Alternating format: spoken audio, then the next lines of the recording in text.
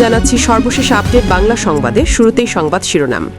শুরুতেই জানিয়ে দেব, যমুনা ও সংসদ ভবন ঘেরাওয়ের হুঁশিয়ারি ইনকিলাব মঞ্চের। বিস্তারিত থাকছে প্রতিবেদনে। এদিকে এনসিপি নয় স্বতন্ত্র নির্বাচন করবেন ডাক্তার তাসনিম জারা। বিস্তারিত থাকছে প্রতিবেদনে। আরও জানিয়ে দেব, মনোনয়ন বঞ্চিত বিএনপি নেতাদের মশাল মিছিলে হার্ট অ্যাটাকে কর্মীর মৃত্যু। বিস্তারিত থাকছে প্রতিবেদনে। এদিকে জামায়াতের সঙ্গে সম্ভাব্য জোট নিয়ে আপত্তি এনসিপির ৩০ নেতার চিঠি। বিস্তারিত থাকছে প্রতিবেদনে। আরও জানিয়ে দেব, গঙ্গাচড়ায় চাঁদা না পেয়ে মাদ্রাসায় তালা, থানায় অভিযোগ। বিস্তারিত থাকছে প্রতিবেদনে। এবং সর্বশেষ জানিয়ে দেব, তারেক রহমানকে দেশের মানুষ ভবিষ্যৎ প্রধানমন্ত্রী হিসেবে দেখছে মির্জা ফখরুল। বিস্তারিত থাকছে প্রতিবেদনে। এতক্ষণ শুনছিলেন সংবাদ শিরোনাম, এবারে বিস্তারিত। হত্যার বিচারের দাবিতে দ্বিতীয় দিনের মতো উত্তাল হয়ে উঠেছে রাজধানী শাহবাগ মোড়। সরকারের পক্ষ থেকে এখন পর্যন্ত কোনো কার্যকর সাড়া না মেলায় তীব্র ক্ষোভ প্রকাশ করেছে ইনকিলাব মঞ্চ। শনিবার ২৭ ডিসেম্বর বিক্ষোভ কর্মসূচি থেকে সংগঠনটির সদস্য সচিব আবদুল্লাহ আল জাবের হুঁশিয়ারি দিয়ে বলেছেন, হাদির খুনের বিচার না করে কাউকেই সেফ এক্সিট দেওয়া হবে না। পরিস্থিতি বিবেচনায় যে কোনো মুহূর্তে প্রধান উপদেষ্টার বাসভবন, যমুনা ও সংসদ ভবন ঘেরাওয়ের কঠোর কর্মসূচি ঘোষণা করা হতে পারে। শাহমাপির এই অবস্থান কর্মসূচি থেকে ছাত্র জনতা হাদির খুনিদের গ্রেফতার এবং এর নেপথ্যের পরিকল্পনাকারীদের চিহ্নিত করার দাবিতে মুহুর্মুহু স্লোগান দিচ্ছেন। ইনকিলাব মঞ্চ স্পষ্ট করে জানিয়েছে, ন্যায় বিচার নিশ্চিত না হওয়া পর্যন্ত তারা রাজপথ ছাড়বেন না। আন্দোলনকারীরা মনে করছেন, সরকার হাদি হত্যার বিচার প্রক্রিয়ায় স্থবিরতা দেখাচ্ছে, যা শহীদদের রক্তের সাথে বেইমানির শামিল। ক্ষোভ সমাবেশে আবদুল্লাহ আল জাবের সরকারের উপদেষ্টাদের কঠোর সমালোচনা করে বলেন, যারা ভাবছেন কিছুদিন ক্ষমতায় থেকে বিদেশে পাড়ি জমাবেন, তাদের সেই স্বপ্ন সফল হবে না। রক্তের সাথে বেইমানি করলে এই জমিনেই আপনাদের বিচার করবে জনতা। তিনি আরও বলেন, ১,৪০০ শহীদের রক্তের ওপর দাঁড়িয়ে বর্তমান সরকার ক্ষমতায় এলেও তারা খুনিদের বিচার নিশ্চিত করতে ব্যর্থ হয়েছে। জনগণের ম্যান্ডেট নিয়ে সরকারে আসার দাবি করা এই প্রশাসনের জন্য এটি চরম লজ্জার বিষয় বলে তিনি মন্তব্য করেন। উপদেষ্টাদের উদ্দেশ্য করে জাবের প্রশ্ন তোলেন, হাদি হত্যার বিচারে কারা বাধা হয়ে দাঁড়াচ্ছে। তিনি বলেন, কারা এই খুনের পেছনে রয়েছে তাদের নাম প্রকাশ করুন। আমরা আপনাদের পাহারা দেব, ভয়ের কিছু নেই, কিন্তু বিচার করতে ব্যর্থ হলে আপনাদের জবাবদিহি করতে হবে। এদিকে এনসিপি নয় স্বতন্ত্র নির্বাচন করবেন ডক্টর তাসনিম জারা। কোনো নির্দিষ্ট দল বা জোটের প্রার্থী হিসেবে নির্বাচনে অংশগ্রহণ না করার সিদ্ধান্ত নিয়েছেন ঢাকা ৯ আসনের এমপি প্রার্থী ও জাতীয় নাগরিক পার্টির সিনিয়র যুগ্ম সদস্য সচিব ডক্টর তাসনিম জারা।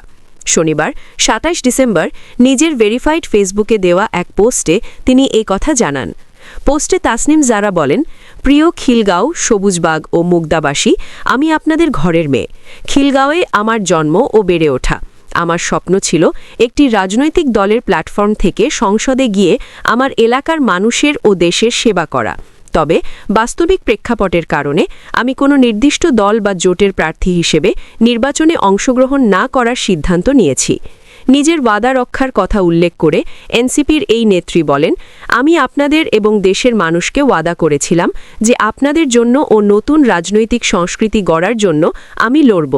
পরিস্থিতি যাই হোক না কেন, আমি আমার সেই ওয়াদা রক্ষা করতে দৃঢ় প্রতিজ্ঞ। তাই এই নির্বাচনে স্বতন্ত্র প্রার্থী হিসেবে ঢাকা ৯ থেকে অংশগ্রহণ করব। পোস্টের শেষে তিনি স্বতন্ত্র সংসদ প্রার্থী হওয়ার শর্ত উল্লেখ করে তিনি বলেন, ১. নির্বাচনের স্বতন্ত্র প্রার্থী হিসেবে দাঁড়াতে আইনি বাধ্যবাধকতা অনুযায়ী আমাদের ঢাকা ৯ আসনের ৪,৬৯৩ জন ভোটারের সমর্থনযুক্ত স্বাক্ষর একটি নির্দিষ্ট ফর্মে প্রয়োজন। আগামীকাল এই স্বাক্ষর সংগ্রহের কাজ শুরু করব। মাত্র একদিনে এত মানুষের স্বাক্ষর গোছানো প্রায় অসম্ভব একটি কাজ।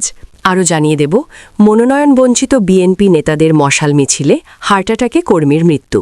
কিশোরগঞ্জ ১ সদর হোসেনপুর আসনে বিএনপির মনোনয়ন বঞ্চিত নেতাদের মশাল মিছিল চলাকালে মো মিজানুর রহমান ৪০ নামে একজনের মৃত্যু হয়েছে। মনোনয়ন বঞ্চিত নেতাদের পক্ষে অবস্থান নিয়ে তিনি ওই মিছিলে যোগ দিয়েছিলেন বলে জানিয়েছেন সংশ্লিষ্টরা।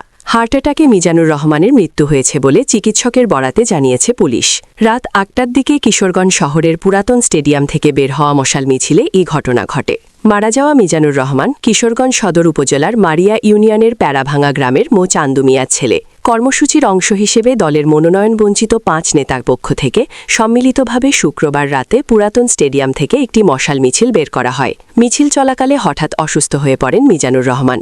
এক পর্যায়ে তিনি মাটিতে লুটিয়ে পড়লে অন্য নেতাকর্মীরা তাকে দ্রুত কিশোরগঞ্জ ২৫০ শয্যা বিশিষ্ট জেনারেল হাসপাতালে জরুরি বিভাগে নিয়ে যান। সেখানে কর্তব্যরত চিকিৎসক তাকে মৃত ঘোষণা। এদিকে জামায়াতের সঙ্গে সম্ভাব্য জোট নিয়ে আপত্তি এনসিপির ৩০ নেতার চিঠি। বাংলাদেশ জামায়াত ইসলামী ও ৮ দলীয় জোটের সঙ্গে সম্ভাব্য জোট ও আসন সমঝোতা নিয়ে আপত্তি জানিয়ে জাতীয় নাগরিক পার্টি এনসিপির আহ্বায়ক নাহিদ ইসলামের কাছে লিখিত চিঠি দিয়েছেন দলটির ৩০ নেতা। শনিবার ২৭ ডিসেম্বর চিঠিটি নাহিদ ইসলামের হাতে পৌঁছানো হয়েছে বলে নিশ্চিত করেছেন এনসিপির যুগ্ম সদস্য সচিব মুশফিক উস সালেহীন। চিঠিতে বলা হয়, জুলাই গণ অভ্যুত্থানের দায়বদ্ধতা, দলের ঘোষিত মূল্যবোধ ও গণতান্ত্রিক নীতির আলোকে জামায়াতের সঙ্গে যে কোনো জোট বা আসন সমঝোতার বিরোধিতা করা হয়। নেতারা দাবি করেন, জামায়াত ও ছাত্র শিবিরের বিভাজনমূলক রাজনীতি, গুপ্তচর বৃত্তি, অপপ্রচার, ১৯৭১-এর ভূমিকা ও ধর্মভিত্তিক ফ্যাসিবাদের আশঙ্কা এনসিপির আদর্শের সঙ্গে সাংঘর্ষিক।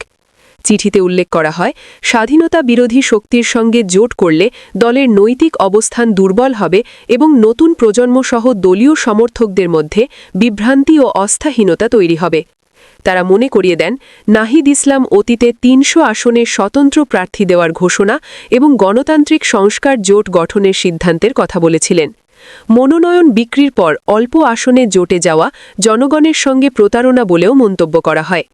নেতারা সতর্ক করেন, জামায়াতের সঙ্গে জোটের সম্ভাবনা সামনে আসার পর থেকেই দলের মধ্যমন্থী সমর্থকদের বড় অংশ সরে যাওয়ার ইঙ্গিত দিচ্ছে, যা দীর্ঘমেয়াদে এনসিপির রাজনৈতিক অবস্থান ও ভবিষ্যৎ ক্ষতিগ্রস্ত করবে। আরও জানিয়ে দেব, গঙ্গাচড়ায় চাঁদা না পেয়ে মাদ্রাসায় তালা, থানায় অভিযোগ। রংপুরের গঙ্গাচড়া উপজেলায় একটি বেসরকারি কওমি মাদ্রাসা দখলের হুন্দি দিয়ে ৫ লাখ টাকা চাঁদা দাবির অভিযোগ উঠেছে। এ ঘটনায় গঙ্গাচড়া মডেল থানায় একটি লিখিত অভিযোগ দায়ের করা হয়েছে।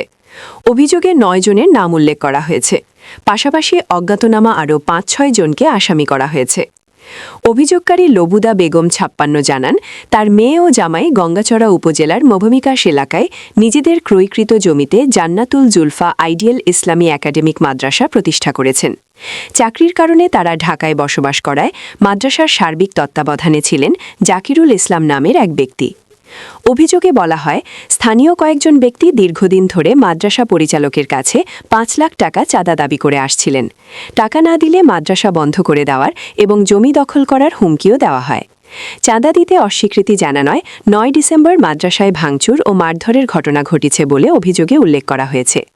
সর্বশেষ শনিবার ২৭ ডিসেম্বর দুপুরে প্রধান অভিযুক্ত রতন মিয়া সহ কয়েকজন ব্যক্তি দেশীয় অস্ত্র নিয়ে মাদ্রাসায় প্রবেশ করে আবারও চাঁদা দাবি করেন।